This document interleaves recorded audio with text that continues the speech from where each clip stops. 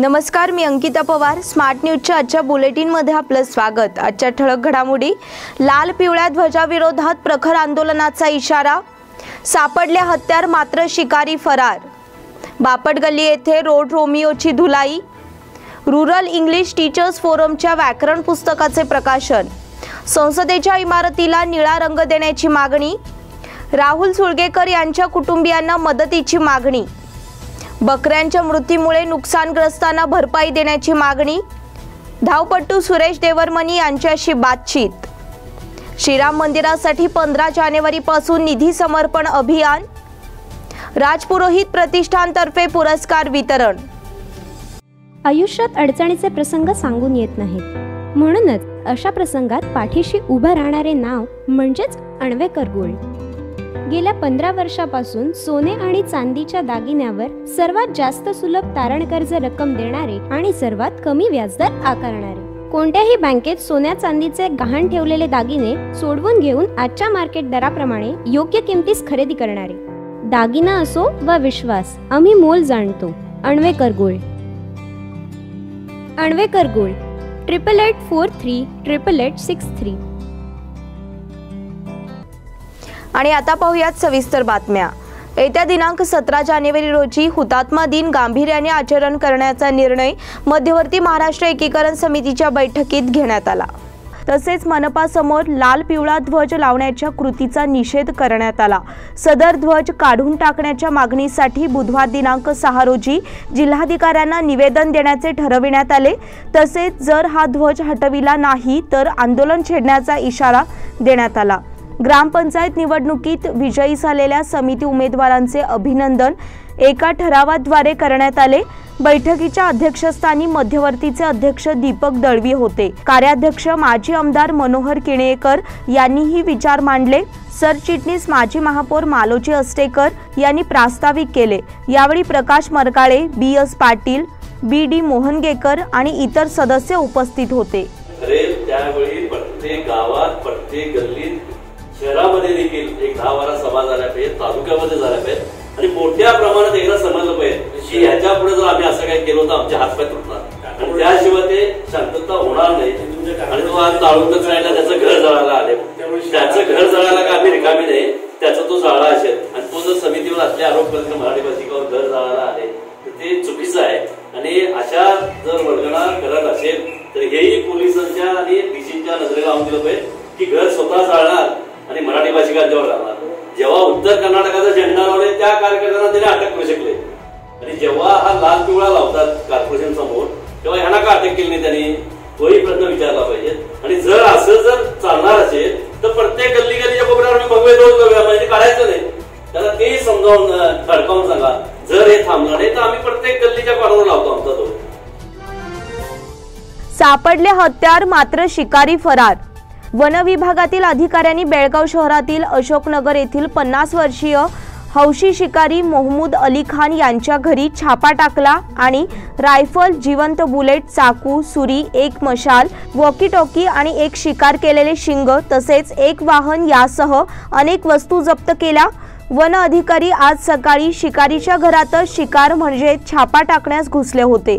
केवळ सामान आणि इतर मुद्देमाल वन अधिकाऱ्यांच्या हाताला लागले आहे। शिकारी अजूनही फरारी आहे।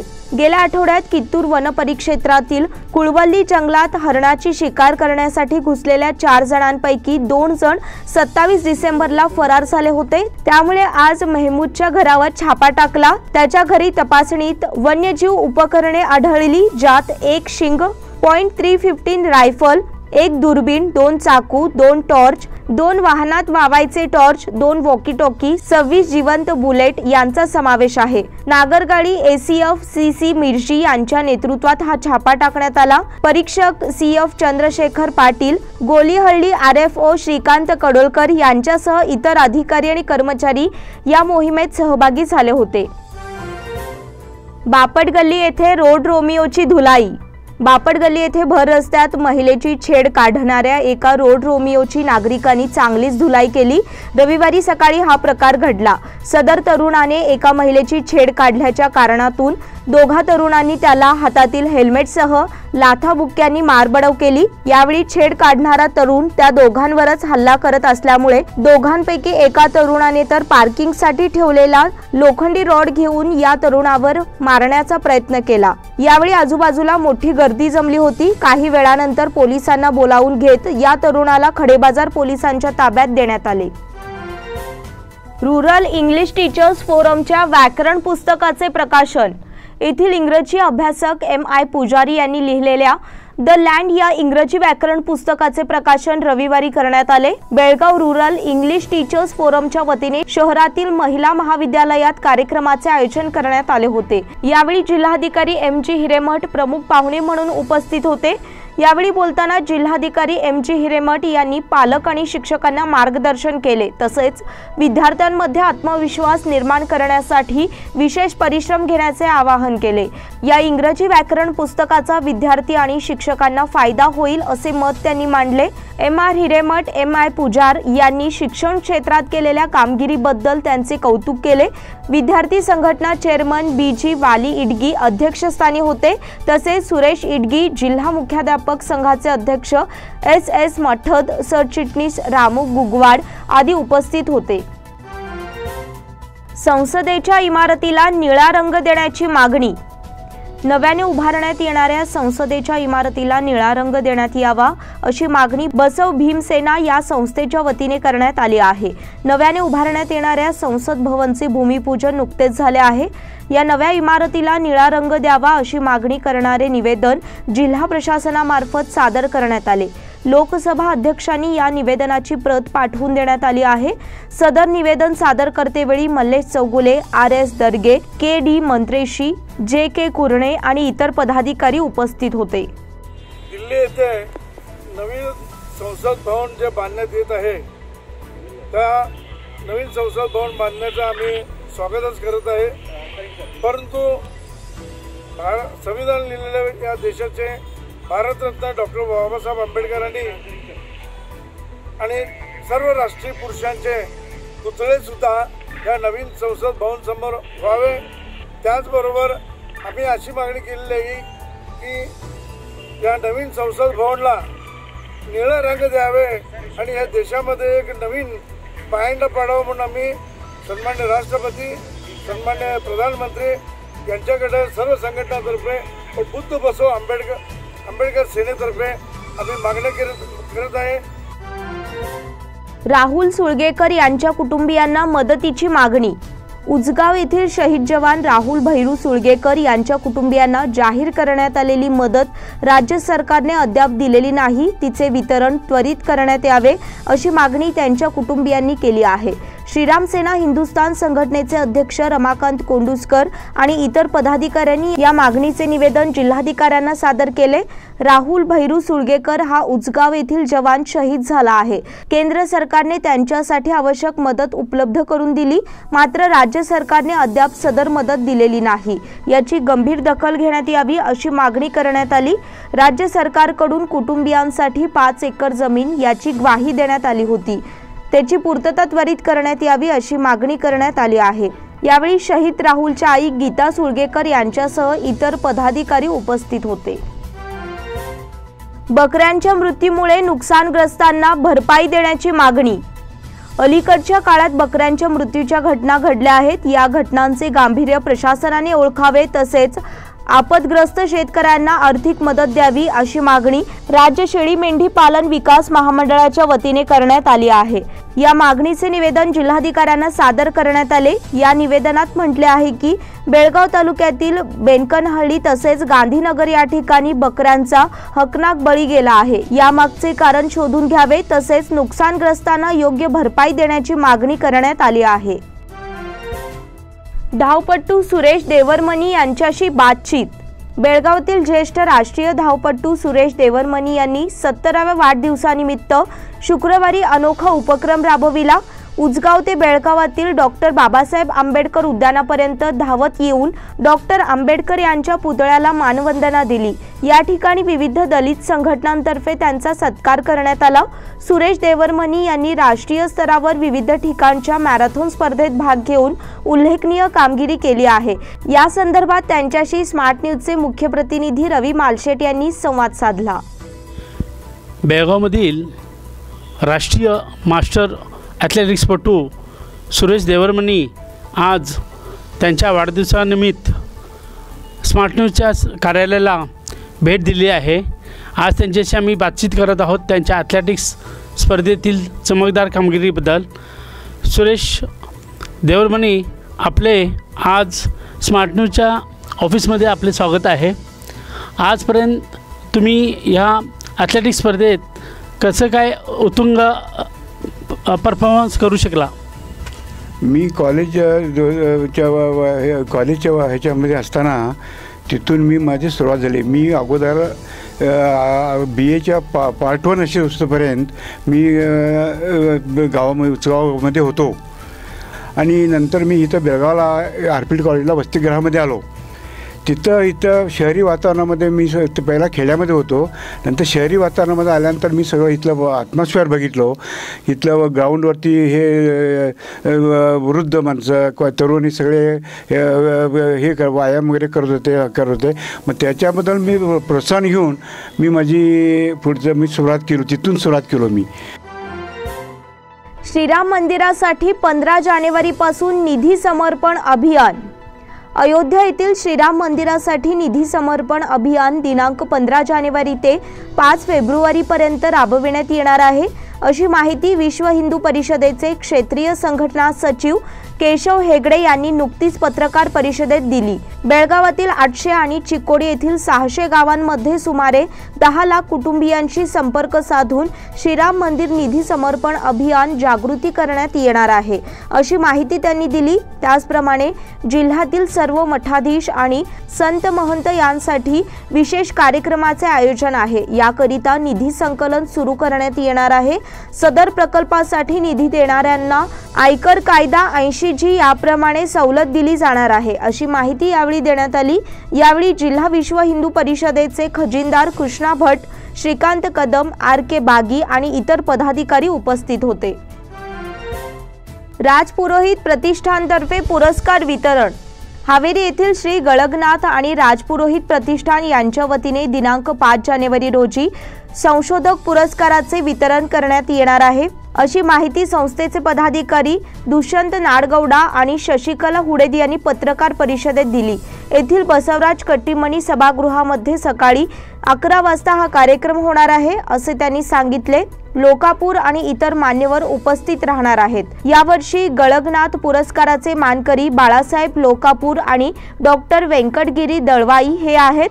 तसेच राजपुरोहित पुरस्काराचे मानकरी डॉक्टर स्मिता सुरेबानकर आणि हनुमाक्षी गोगी हे आहेत। या बुलेटिन मधील पुढील बातम्या छोट्याशा विश्रांतीनंतर। Poddar brothers jewellers, a perfect blend of traditional and modern jewelry in North Karnataka, Goa and Southern Maharashtra, serving since 5 generations.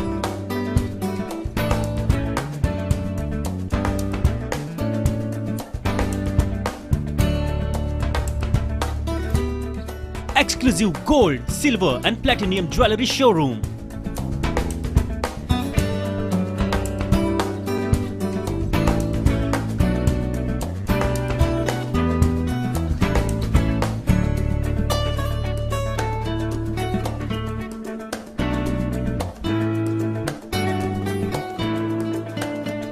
Poddar Brothers, Poddar Sons and Grandsons. Khade Bazar, Belgaum. Call is on 0831 240 or 51 or 52 or 53. Visit us at www.poddarjewelers.com.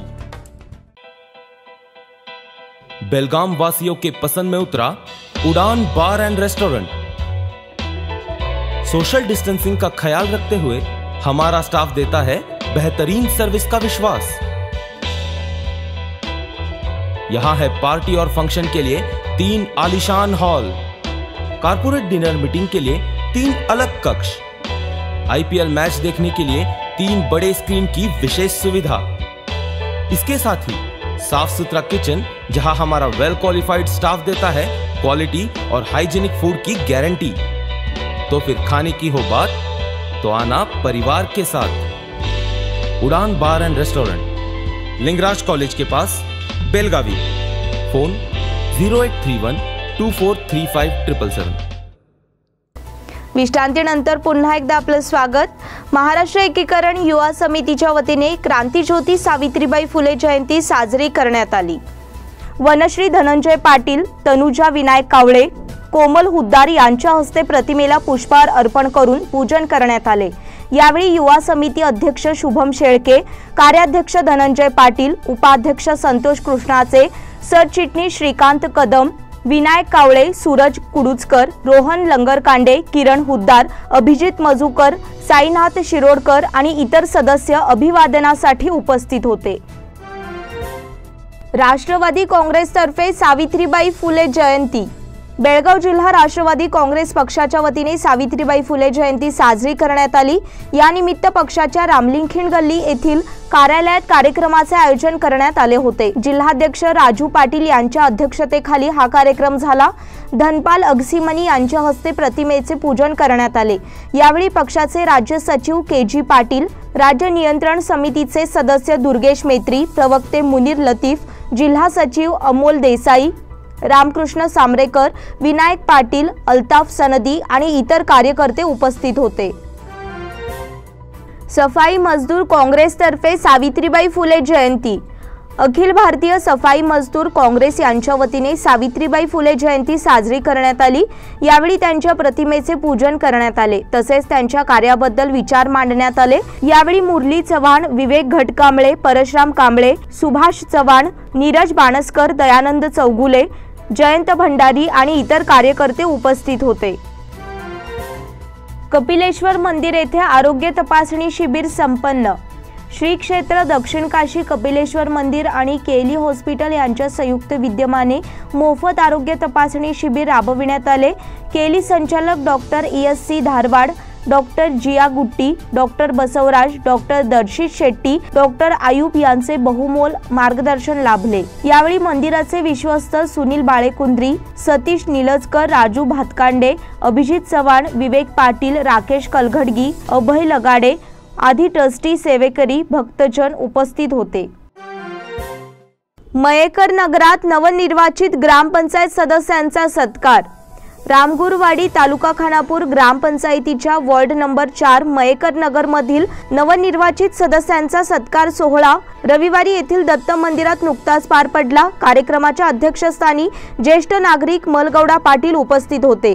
नवनिर्वाचित सदस्य बाळेशी कांबळे, सदस्य ऐश्वर्या मयेकर सत्कार मूर्ती म्हणून उपस्थित होते, तर प्रमुख पाहुणे म्हणून नगरसेवक नारायण मयेकर, माजी सदस्य रमेश पाटील आदी उपस्थित होते। प्रास्ताविक LD पाटील यांनी केले, तर उपस्थितांचे स्वागत रमेश पाटील यांनी केले। यावेळी नगरसेवक नारायण मयेकर यांनी आपले विचार मांडले। कार्यक्रमाचे सूत्रसंचालन रमेश पाटील यांनी केले। आभार गुरुराज गुरदाळ यांनी मानले। ढगाळ वातावरणामुळे वीट व्यावसायिक चिंतेत। खानापूर तालुक्यातील अनेक गावात वीट व्यवसाय मोठ्या प्रमाणात चालतो, त्यामुळे अनेक वीट व्यावसायिक लाखो रुपयांचे भांडवल घालून वीट व्यवसाय करतात। मागील महिन्यात अचानक अवकाळी पावसाने लाखो विटांचे नुकसान केले। पुन्हा गेल्या 2 दिवसांपासून ढगाळ वातावरण निर्माण झाले आहे। सर्व ठिकाणी कच्च्या विटांचा माल तयार आहे, तेव्हा पुन्हा अवकाळी पावसाने हजेरी लावली तर लाखो रुपयांचा माल वाया जाणार। त्यामुळे खानापूर तालुक्यातील वीट व्यावसायिक चिंतेत सापडले आहेत। गर्लगुंजीत माजी अध्यक्ष परशुराम चौगुले पुन्हा विजयी। गर्लगुंजी ग्रामपंचायत निवडणुकीत माजी ग्रामपंचायत अध्यक्ष परशुराम चौगुले यंदाच्या निवडणुकीत पुन्हा विजयी झाले आहेत। त्यांनी 4 वेळा ग्रामपंचायत निवडणूक लढविली होती व ते विजयी झाले। 2005 साली अध्यक्षपदावर असताना त्यांनी ग्रामपंचायतीची सुसज्ज इमारत उभारण्यात सिंहाचा वाटा उचलला आहे। त्याचबरोबर मराठी मुलींची शाळा इमारत बांधण्यासाठी अतोनात प्रयत्न केले आहेत। गावात सार्वजनिक पाणी पुरवठा योजना राबविण्यात त्यांचा सिंहाचा वाटा आहे। त्यांच्या कामाची पोचपावती म्हणून 17 उमेदवारातून 440 मते घेऊन विजय संपादन केला। अल्पवयीन मुलीवरील अत्याचार प्रकरणी तिघांना अटक. बॉक्साईड रोड परिसरातील एका अल्पवयीन मुलीचे अपहरण करून तिच्यावर अत्याचार केल्याच्या आरोपावरून एकाच कुटुंबातील 3 जणांना अटक करण्यात आली आहे. यामध्ये एका महिलेचाही समावेश असून एपीएमसी पोलिसांनी ही कारवाई केली आहे. 31 डिसेंबर रोजी अपहरण झालेली मुलगी बेळगावात परतली असून एपीएमसी पोलिसांनी तिला कुटुंबियांच्या ताब्यात दिले आहे. या प्रकरणी शुभम पावले वय 20, त्याचा भाऊ सतीश वय 21, बहीण चंद्रिका वय 26 सर्व राहणार होनगा यांना अटक करण्यात आली आहे. मार्केटचे एसीपी सदाशिव कट्टीमणी यांच्या मार्गदर्शनाखाली एपीएमसीचे पोलीस निरीक्षक जावेद मुशापुरी व त्यांच्या सहकाऱ्यांनी ही कारवाई केली आहे. आर्ट सर्कल तर्फे 30-31 रोजी शास्त्रीय गायन आणि वादन स्पर्धा.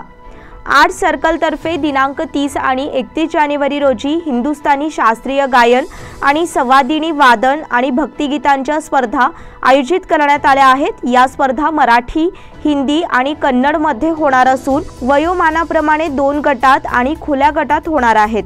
बालिका आदर्श विद्यालयात होणाऱ्या या स्पर्धांची माहिती सर्व संगीत शिक्षकांकडे पोहोचविण्यात येत आहे. अधिक माहितीसाठी मुकुंद गोरे आणि श्रीधर कुलकर्णी यांच्याशी संपर्क साधावा. ध्रुवपद या समूहातर्फे कविता सादरीकरण. ध्रुवपद या युवा वर्गाच्या हौशी समूहाने 3 जानेवारी रोजी कविता सादरीकरणाचा कार्यक्रम आयोजित केला होता. स्वरचित कविता सादरीकरण आणि आपल्या आवडत्या कवींच्या काव्यसंग्रहातील एका कवितेचे सादरीकरण असे या कार्यक्रमाचे स्वरूप होते. या कार्यक्रमात बाग परिवार, शब्दगंध कवी मंडळ, काही युवा कवी आणि काही बालकवी अशा बहुसंख्य कवी मंडळींनी उपस्थित राहून आपल्या कवितांचे सादरीकरण केले. सदर कार्यक्रमासाठी बाग परिवार आणि शब्दगंध परिवारातील स्मिता किल्लेकर, अस्मिता आळतेकर, मनीषा नाडगौडा, विजया उरणकर, प्रेमा मेणशी, मेघा भंडारी, भारती गावडे, भरत गावडे, चंद्रशेखर गायकवाड, परशुराम कामती, विश्वनाथ मुरगोडी, पुष्कर ओगले इत्यादी कवी मंडळी सादरीकरणासाठी उपस्थित होती. श्री बसवांना महादेव सोसायटीची वार्षिक सभा. नेहरूनगर येथील श्री बसवांना महादेव कोऑपरेटिव्ह क्रेडिट सोसायटीची वार्षिक सर्वसाधारण बैठक सोसायटीच्या कार्यालयात नुकतीच झाली. सोसायटीचे ज्येष्ठ सदस्य आणि चेअरमन गंगाधर पाटील यांच्या हस्ते दीप प्रज्वलनाने बैठकीस प्रारंभ झाला. व्हाईस चेअरमन राहुल बडसकर आणि ज्येष्ठ संचालक तुकाराम पाटील यांनी दीप प्रज्वलन केले. सीओ SR किल्लेदार यांनी प्रास्ताविक केले. राहुल बडसकर यांनी लेखा परीक्षण अहवालाचे वाचन केले. संचालक विजय पाटील यांनी आभार मानले. दीपा तबला विद्यालयातर्फे विद्यार्थ्यांचा सन्मान. कंगराळी खुर्द येथील दीपा तबला वादन विद्यालयातर्फे भजन सादरीकरणाने स्वागत करण्यात आले. यावेळी प्रावीण्य मिळविलेल्या विद्यार्थ्यांचा प्रमाणपत्र देऊन सन्मान करण्यात आला. शिवसागर हलणनावर, प्रज्ञेश नौकुडकर, प्रतीक नौकुडकर, किरण कोवाडकर, किरण शहापूरकर, नामदेव गुरव यांना प्रमाणपत्र देण्यात आली. प्रास्ताविक शंकर मुदगेकर यांनी केले. अशोक हल्लणनावर अध्यक्षस्थानी होते. यावेळी विनायक मुदगेकर आणि शंकर मुदगेकर यांचे तबला सोलो वादन झाले. विठ्ठल गुरव, नितीश चौगुले, यल्लाप्पा गाडेकर यांनी अभंग गवळण भजन सादर केले. खानापूर येथे Hathway trophy tennis ball cricket स्पर्धा 8 जानेवारीपासून. चव्हाण स्पोर्ट्स खानापूर आयोजित हॅथवे चषक 2021 मर्यादित षटकांच्या टेनिस बॉल भव्य क्रिकेट स्पर्धेला शुक्रवार दिनांक 8 जानेवारीपासून खानापूरमधील मलप्रभा स्टेडियमवर प्रारंभ होणार आहे. या स्पर्धेतील विजेत्या संघाला रोख 33,000 रुपये आणि चषक, तर उपविजेत्या संघाला रोख 17,777 रुपये आणि आकर्षक चषक देण्यात येतील. याशिवाय स्पर्धेतील मालिकावीर, सर्वोत्कृष्ट फलंदाज, सर्वोत्कृष्ट गोलंदाज, सर्वोत्कृष्ट झेल, रोजच्या सामन्यातील सामनावीर पुरस्कार अशी विविध बक्षिसे देण्यात येतील. या स्पर्धेत भाग घेणाऱ्या संघांना नियम पुढील प्रमाणे: खानापूर तालुका मर्यादित 1 गाव 1 संघ किंवा खानापूर शहर 1 वॉर्ड 1 संघ असे नियम आहेत.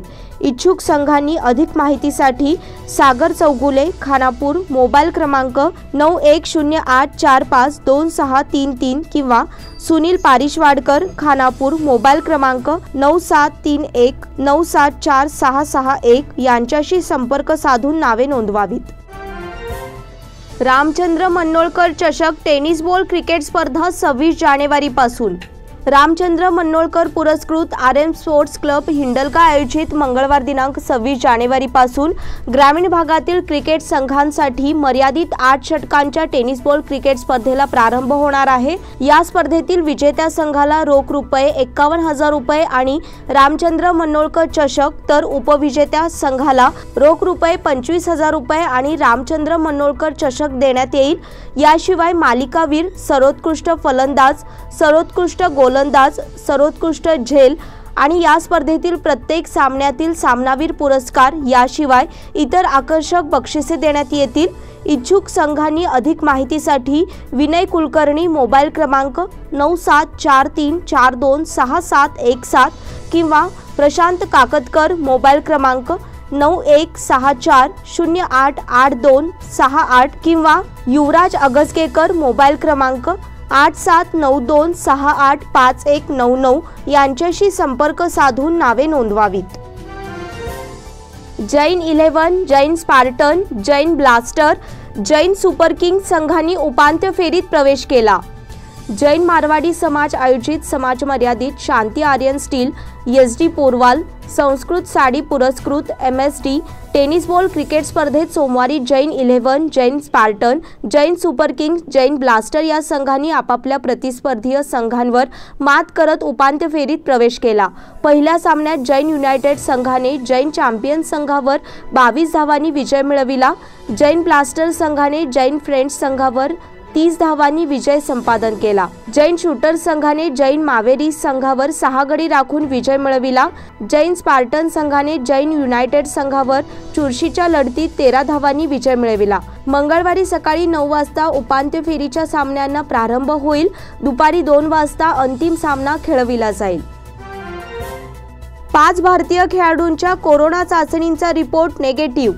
ऑस्ट्रेलिया दौऱ्यावर असलेल्या भारतीय खेळाडूंसाठी गेला आठवडा सर्वात कठीण असा ठरला।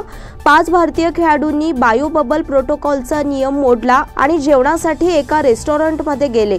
रोहित शर्मा, पृथ्वी शॉ, ऋषभ पंत, शुभमन गिल आणि नवदीप सैनी यांच्या या प्रोटोकॉल तोडण्यावरून बरीच टीका देखील झाली होती।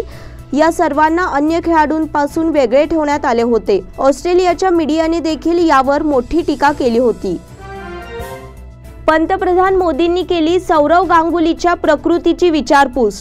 सोमवारी सकाळी पंतप्रधान नरेंद्र मोदींनी फोनवरून गांगुलीशी प्रकृती संदर्भात विचारपूस केली।